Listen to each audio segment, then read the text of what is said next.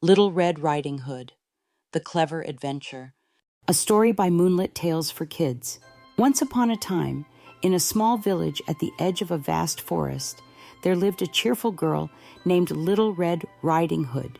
She always wore a bright red cloak with a hood, a gift from her beloved grandmother. One sunny morning, her mother asked her to bring a basket of goodies to her grandmother, who lived on the other side of the forest. "Remember, don't talk to strangers and stay on the path," her mother warned.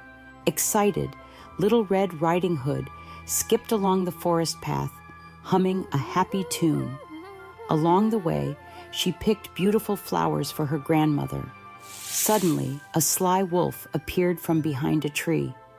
"Good morning, Little Red Riding Hood," said the wolf, pretending to be friendly. "Where are you off to on this lovely day?" "I'm going to my grandmother's house to bring her these goodies," she replied, remembering her mother's warning, but thinking the wolf seemed harmless. The wolf, hungry and cunning, thought of a plan. "What a delightful idea. Why don't you take this beautiful shortcut through the meadow? It's much faster." Little Red Riding Hood, wanting to see more flowers, took the wolf's advice and headed through the meadow. Meanwhile, the wolf hurried to her grandmother's house, taking the longer path to get there first. He knocked on the door and, disguising his voice, said, "It's me, Little Red Riding Hood." Grandmother, feeling a bit unwell, called out, "Come in, dear."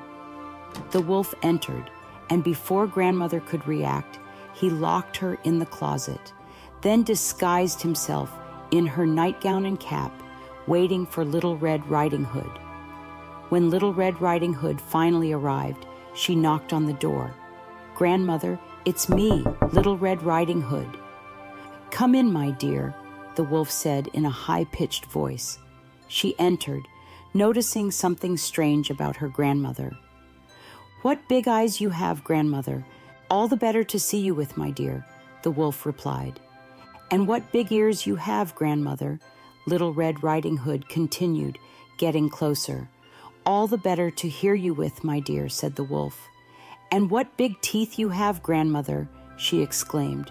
"All the better to eat you with," the wolf roared, leaping towards her. But Little Red Riding Hood was quick. She grabbed her basket and threw it at the wolf, distracting him. At that moment, a woodcutter who had been nearby heard the commotion and rushed in with his axe.